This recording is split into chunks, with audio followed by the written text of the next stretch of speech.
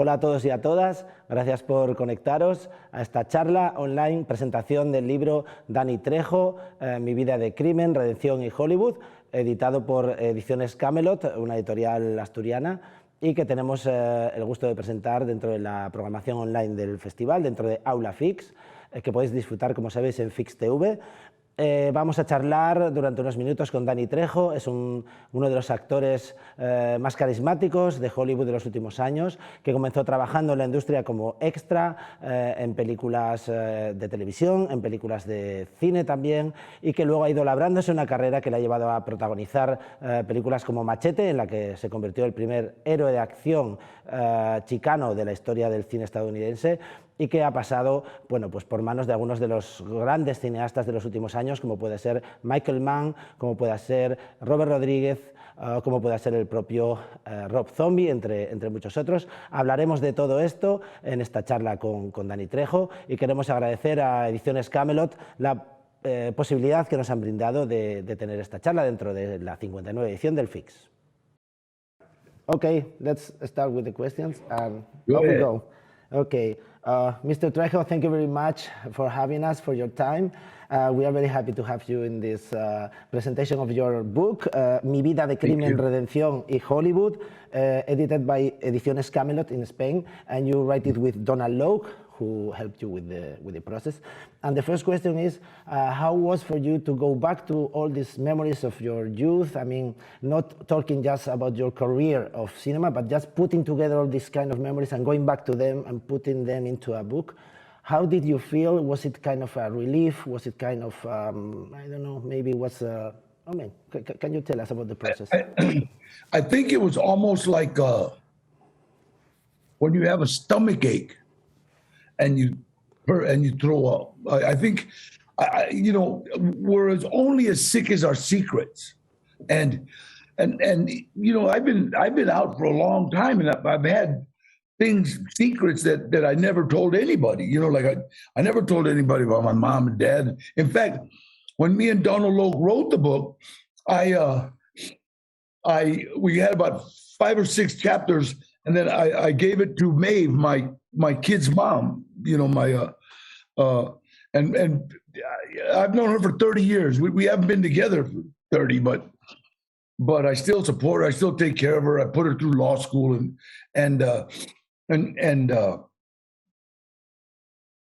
she read it and she said, "This is very good, but you sound like a typical Hollywood actor that grew up in Beverly Hills, went to, you know, I mean," she says, "What about your mom? What about your dad?" I said, "Well, that's their story." He says, "No." So, "Danny, why do you think you've been married 4 times? Why do you think you can't trust anybody?" And he said, "You are the most you can't. I've watched you." And I said, "What do you mean I didn't trust you?" "Danny, you didn't let me go to the store by myself." And she never did me wrong, you know what I mean? But it was just me. You know, you'll say, "I know what viejas do. I know." And so me and Donald went back and we started writing, and I realized that, yeah, you know, that's a big part of my life that I never even understood. You know, I just thought that happened. But since then, I have to say there's been so many people come up, those guys come up and say, "You know what, Daddy, thank you, man. You know what? My jefito had an affair and broke our family, and man, I couldn't tell anybody." I mean, wow, okay, you know, because those are, el mexicano or Latino, it's like we're so, you know, toda la familia, cuidado, no diga nada, you know, you couldn't say anything. And I mean, if my dad knew I was going to therapy, he'd roll over in his grave. You know what I mean? "What the hell you?" And trabajo, I don't trabajo, cabrón. You know, so we don't, you know, it's like we've got it. There's, I don't know what it is. It's machismo. You know, that came from España and Mexico. You know, that's where that word came from. I think we are a bit guilty of that, probably, Spanish. And you know, the only problem is, you know, there's nothing wrong with machismo. There's nothing wrong with being a man. But the problem is that we've developed a toxic masculinity. Yeah. You know what I mean? It's toxic. It's like, wait a minute, you know. Yeah, of course. In Spain, I mean, women in Spain suffer that a lot, even today. So, yeah, of course. And in your book, you mentioned, I mean, about your stay in jail, that you get to meet Charles Manson there. That's one of the most amazing things, and maybe many people don't know about it. Can you tell us a little bit about that experience? You know what?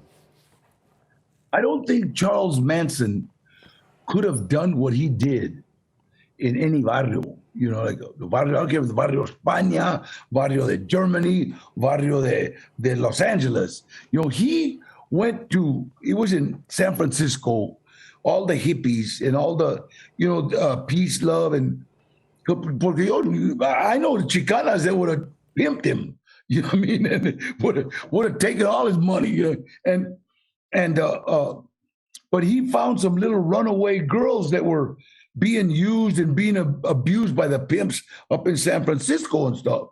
And they'll tell you, they were all camarada of mine, George Perry.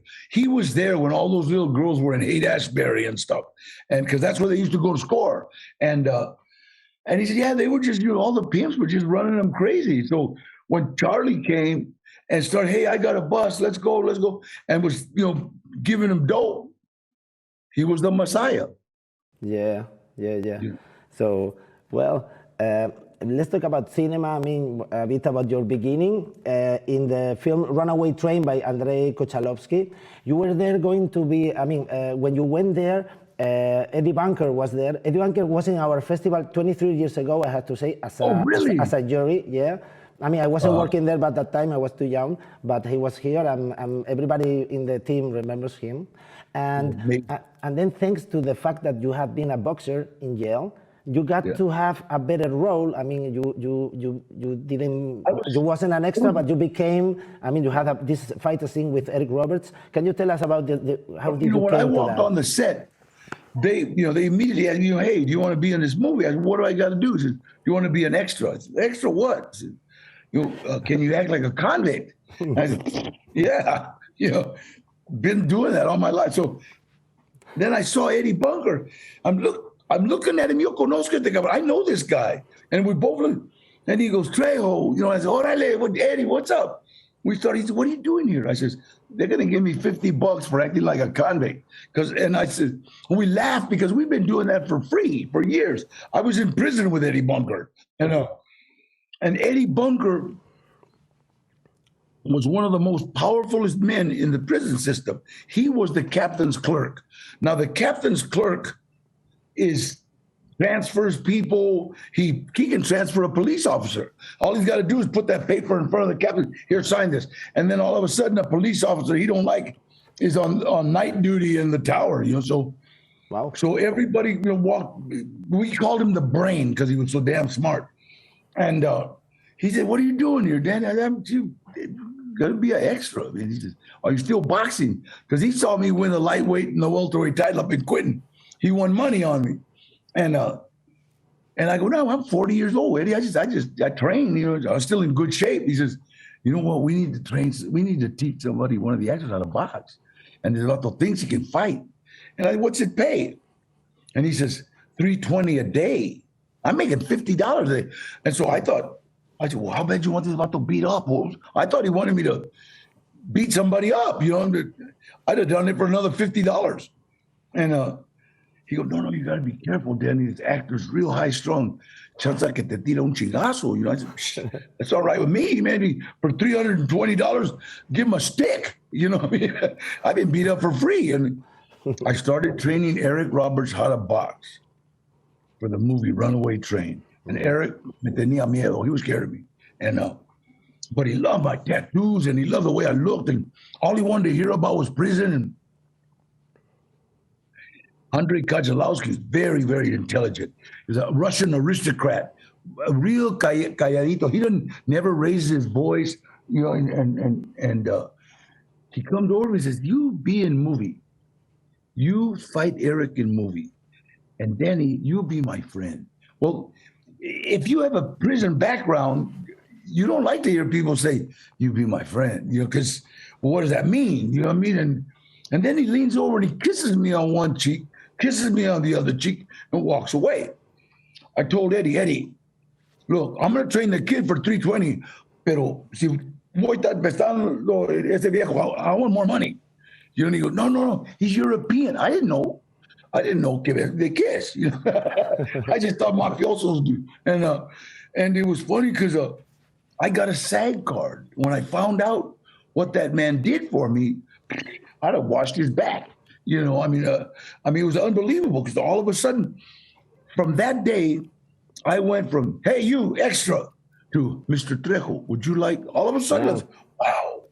Yeah. You know, and Eric, I did 2 more movies with Eric, you know, and he was a loose cannon. You know, I mean, at that time, Andre told me one time, he was the first one to ever give me Bosch. We went over to his house and he made Bosch. And he said, hey, I don't understand, Eric. He said, you know, in Russia, we don't allow people, you know, God damn it, and go to their trailer. You would shoot them, you know, it's like funny, and we all laugh. But I think in Russia, they do it a little different, you know what I mean? And because in Russia, the director is el mero chingón. Out here, the main actor is, you know what I mean? So it was funny, but we got along great. Andre invited me to his 75th birthday and the 20th anniversary of Runaway Train in Russia. You know, I got to go and he gave me the most unbelievable, what do you call it? Comment when he said it in Russia, but he said, I want you to know that Danny Trejo saved my movie. I had trouble with an American actor. I couldn't get through to him. And then he goes, and Danny did. You know, I love his face, you know. But Eric turned out to be, you know, like a loose cannon. Like I said, but we got through that movie. Yeah, that was the beginning of many more films. Big run. I'm going to jump into Heat by Michael Mann in '95, one of the best films of the '90s for me. And I love Michael Mann; he's a great director. And you had already worked with him in a TV series like Drug Wars. Camarena Drug Wars, yes. And he confused you with your Uncle. with your uncle Gilbert. Well, That's you know an crazy the story. And in the end, the character is named after him. Can you tell us that, because it's amazing? ¿Sabes qué? You know what? He did a movie called The Jericho Mile, and he did it in Folsom State Prison. Pero when you work in Folsom, los gabachos and los African Americans, they work, you know, but los Chicanos, they have to get permission from the union bosses. So Michael Mann talked to my uncle, and he got los Chicanos para trabajar. He said, okay, let's go. And he kept them all in line. Michael Mann, he won't admit it, but he was paying my uncle SAG wages while he was in Folsom. So he made about $600-700, which is a fortune in prison. And so when I walked on Heat, he goes, hey, Gilbert, what's up? And I go, no, I'm Danny. He goes, oh, yeah, Cameron. So we started talking. So he changed the script 3 times. He called me, Pedro Andrade. He called me with all different names, and he would change the script. And finally, he came to me and said, Danny, every time I look at you, and my uncle had already passed away, every time I look at you, I think about Gilbert. Can I call you Gilbert? I go, yeah. When I told my family, they were all like, I don't know. So my name was Gilbert Trejo in that movie. You were working with Robert De Niro. You were working with Robert De Niro in that film, and you said that you learned some very important things. One of them is that to save energy during the shooting in order to use it in certain times.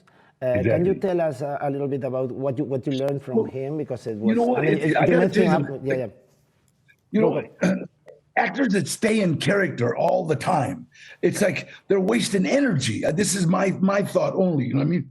And I don't get along with, we're at lunch and somebody, hey, cabron, wait a minute, we're eating lunch, Holmes. Why you want me to make me kill you? Stop it. You know what I mean? But I'm in character. Okay, well, your character's going to get his ass kicked, so stop it. So I'm me. And when it comes time to do it, boom, you blow up. And I've watched Robert De Niro do the same thing. Es calladito. He's just calladito. He's not talking, not running around. But then when it comes to doing it, boom, And when we were, it was funny because I was there waiting, to get makeup, and I said, "What do you think?" He said, "What do you think, Dan? Robert De Niro." I said, "I don't know, Bob. What do you?" I called him Bob. "I don't know, Bob. What do you think?" And he says, "Danny, I think you're already dead. I think you only have enough in you to beg me to kill you. Pero todos saben que ya este cabrón se va a matar, And when I'm trying to call, he gave me the whole thing. I'm trying to call the paramedics. He said, no, don't leave me like this, Holmes.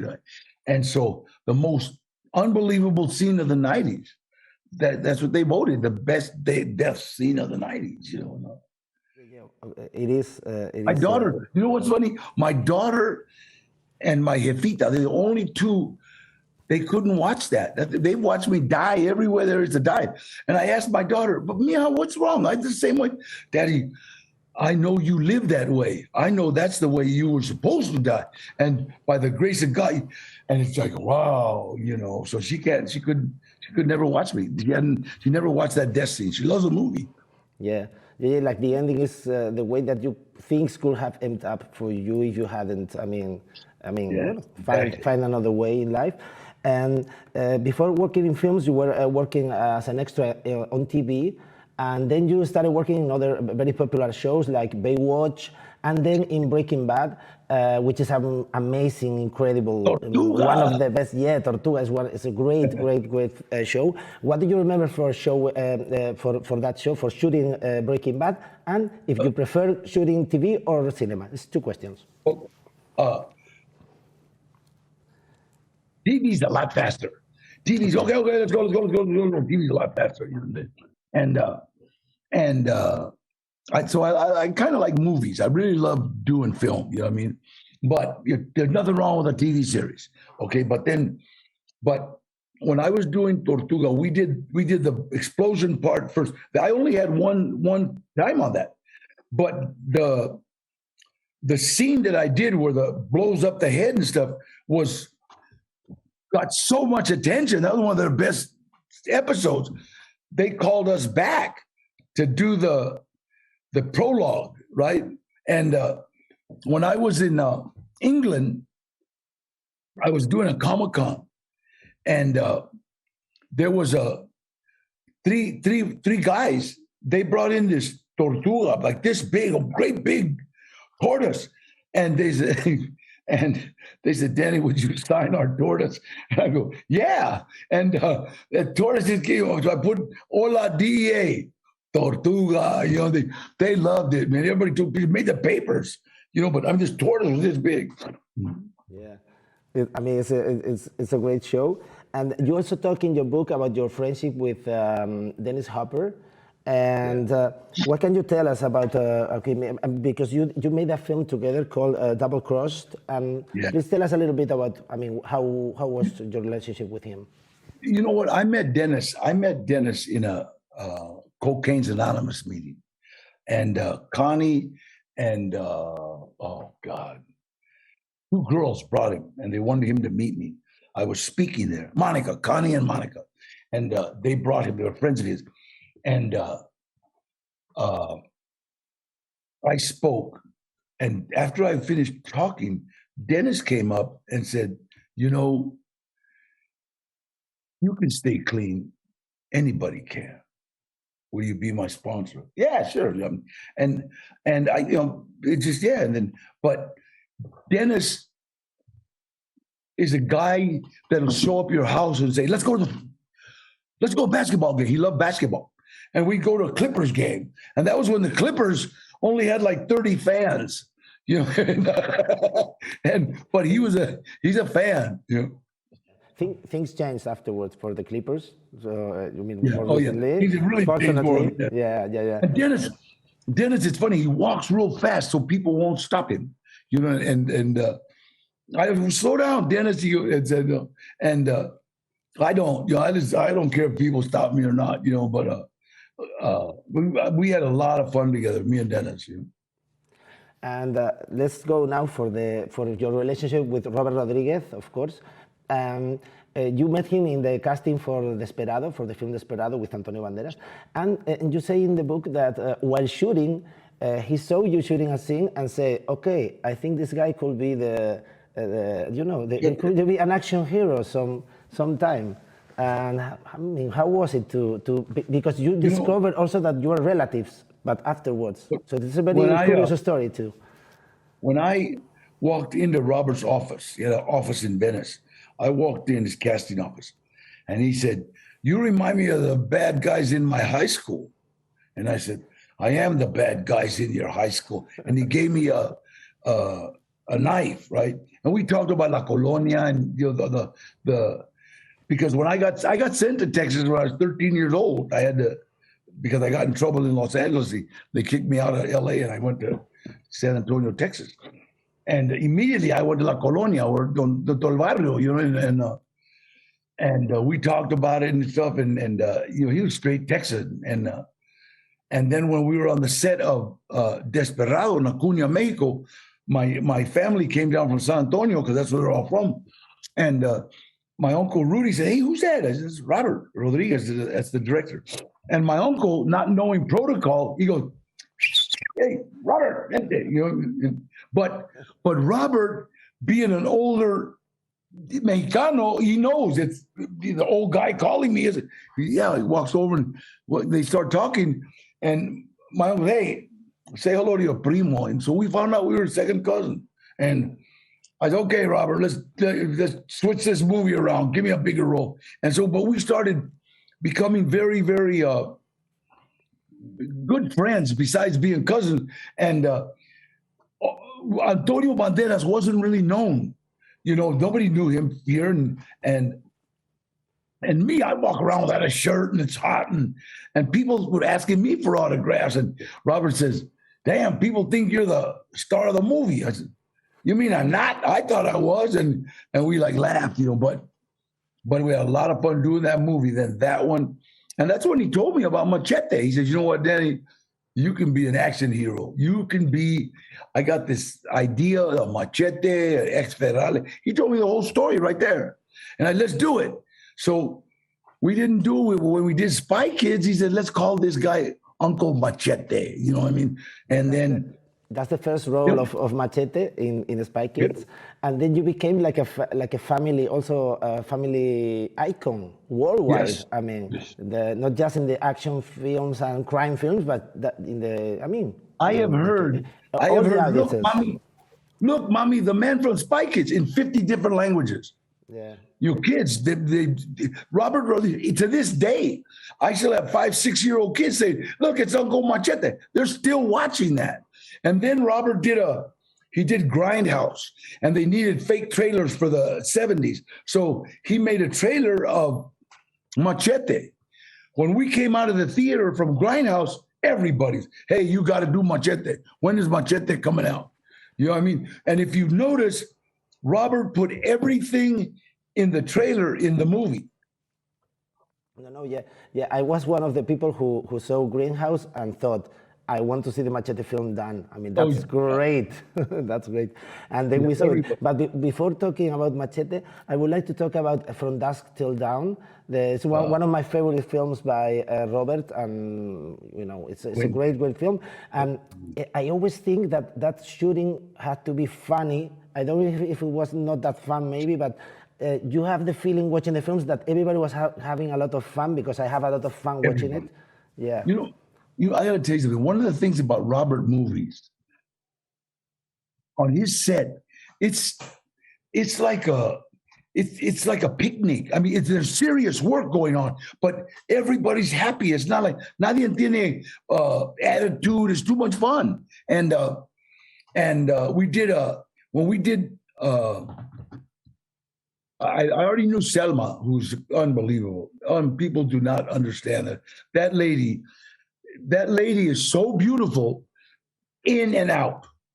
When we're doing Desperado, she asked me, "Danny, what do you do for Thanksgiving?" And I said, just my wife picks up the kids and takes them to their mom's house, and I just nothing, chicken a la king or something. And we forgot about it. I swear to God, the day before Thanksgiving, I get a phone call. "Hi, Danny, this is Selma." Oh, Selma. Wow. What's up? You know what? I'd like to invite you to Thanksgiving dinner at my house. Because she remembered I was going to be alone. So I put on the good aftershave. I went to familia. She remembered that I was going to be, she invited me to be with her family. And you know, the one of the joys of my life was seeing Selma Hayek dressed nicely, barefooted in the kitchen, cooking a turkey. I said, I can't believe it. That's nice, indeed. And she was she's been all wonderful through. And when we did From Dusk to Dawn, I mean, she was amazing. Yeah, everybody was. And you too. I mean, as a barman, how many times have you played a barman? Do you remember that? Because many people keep play a bartender. Well, because many times. Yeah, 11 times. I think 11 times. You also had a great role as a bartender in the film Anchorman. Oh yeah, with Will Ferrell. Is he as funny as he looks like? Because I'm a great fan of him. I feel sorry for him because he has such an aura. When he walks into the room, everybody starts laughing. It's just and he doesn't have to do nothing. He's just funny. You know what I mean? And I don't mean funny looking. I just mean he has this aura that screams, laugh, and everybody starts laughing. And nice guy. Nice guy. Yeah, I did that. Anchorman was so much fun. And it's amazing. I've had a great career. And, you know, it ain't ending. I just finished a movie called Seven Cemeteries, and I've had the lead in that. And it was like a real fun movie. Zombies. Yeah, we will check it out. And I also want to ask you about another director you worked with, Rob Zombie, in another great film, The Devil's Rejects. For me, it's like a Western, it's like a Sam Peckinpah film, it's like The Wild Bunch, something like that, but taken into the horror field. How was it to work with him? Because I cannot imagine, I mean, I know him as a musician, and you cannot imagine how but he's a master in direction, in film direction too. Rob Zombie is amazing. He's amazing. And he's so, I hate to call a man gentle, but has this real gentle aura about him, real, you know, and it's, you watch him on stage, he's unbelievable. The energy he's got, you know, but in film, he's just real meticulous, getting it right. And he's so, God, he's a brilliant. And when we did we did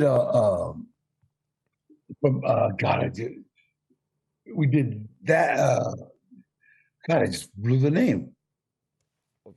Devil's Rejects. Yeah, Devil's Rejects. And then we did Halloween. Yeah. And then we did Three for Hell. And it's funny because when we were at the premiere of Devil's Rejects. Mm-hmm. And I was here, and Robert was over there. I mean, Rob Zombie. Rob Zombie was over here, and somebody asked me, Danny, are you going to be in Rob's new movie, Halloween? And I went, hey, Rob, don't put me in your new movie. All right. Great. But he was just great, you know? Yeah. And talking about Machete, there is a very interesting part of the book that you depict that when they are calling the actors, normally they have a list, and you were number one on the list, and Robert De Niro told you, "Oh, Mr. Number One on the list," because you were working with Robert De Niro again. And how was it to become the main character in Machete? Well, I mean, that's like a dream come true after everything you've been through.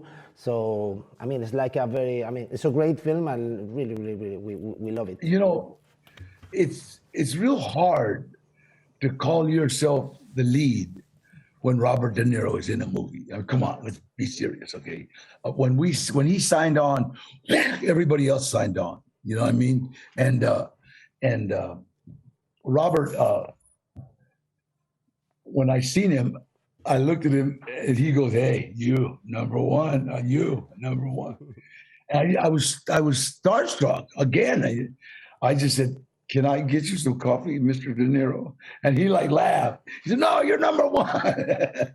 And we went and got coffee, you know, but he is a gentleman and he's unbelievably kind to actors. And I like that. I can't stand actors that because they're the lead, they think they forget, it takes extras to make a movie.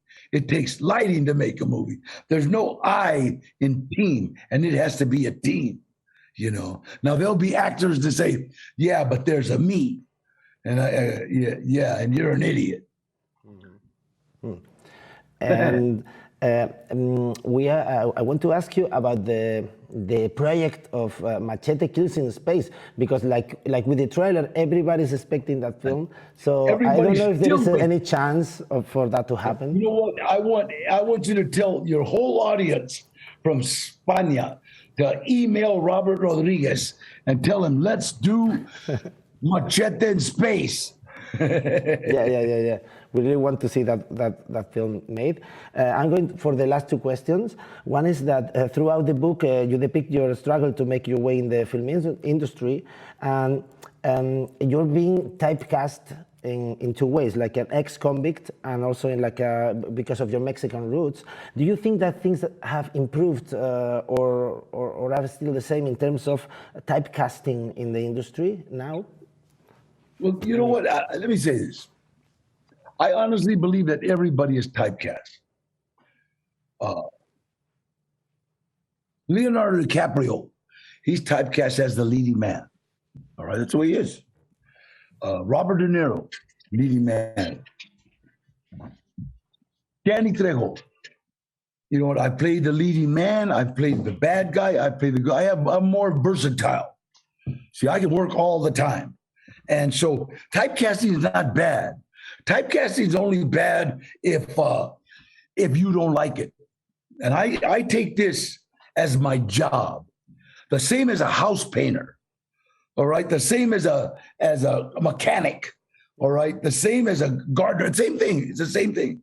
Now, whether I want to paint this house or not, it's up to me. Totally up to me. I get a script, I do it. I say no to very few things simply because it's my job. And I don't care about typecasting. I know people said typecast. That's why I got more movies than anybody in Hollywood. I work and I enjoy my work. I got to do something I love. You look at guys that were leading men in the 80s, they can't find a job now. I'm always going to be able to find. I'll play a abuelito gangster. So I don't care about being typecast. Yeah. So let's go for the final question. I'm going to quote filmmaker David Lynch, who says that he's got a golden rule for life, which is treat others the way you want to be treated. I think when I read your book, I feel that your philosophy is more or less the same. I mean, how would you define your philosophy for life? I mean, something. My philosophy for life. I would rather shoot for the moon and miss than aim for the gutter and make it. And you know what? I think that is absolutely perfect. Treat others the way you want to be treated, and it comes back. You understand? It comes back. It's like karma. Ooh, karma's unreal. And it comes back to you. And I thank Diosito for that.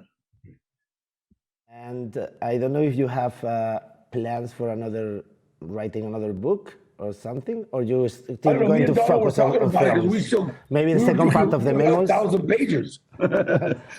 We still got 1,000 pages that didn't get in the book. Maybe you have more stories, I think. I don't know, maybe for the second part. So let's wait for it. Okay, thank you, Danny. Thank you very much. It's been a pleasure, and we give you a big hug from Spain. Thank you. God bless you. Thanks, Love España. Thank you. Bye. Ciao.